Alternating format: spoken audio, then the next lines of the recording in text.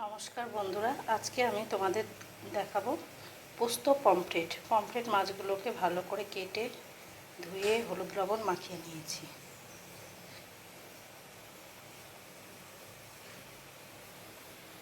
আর লাগছে তোমার গোটা পোস্ত, চালমগজ, কাজু, গোটা কাঁচা লঙ্কা, পেঁয়াজ আর টমেটো পেস্ট।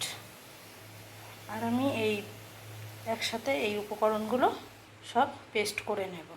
তারপর কিভাবে রান্নাটা করি তোমাদের পমফ্রেট মাছগুলো আমি ভেজে নিয়েছি। এবার কড়াইয়ে মাছ ভাজার তেলের মধ্যে দিয়ে দিলাম কালো জিরে। তারপরে এক এক করে যে মশলাগুলো আমি পেস্ট করে নিয়েছিলাম সেই মশলাগুলো দিয়ে ভালো করে কষিয়ে নিয়েছি। এই দেখো তেল ছেড়ে দিয়েছে। এবার আমি অল্প জল দিয়ে মাছগুলো দিয়ে নেব, তারপরে আমি তোমাদের দেখাবো। একদম রেডি আমার পোস্ত পমফ্রেট। গরম গরম ভাত দিয়ে খুব সুন্দর লাগবে খেতে। বন্ধুরা, তোমরাও এই রেসিপিটা অবশ্যই বাড়িতে ট্রাই করো।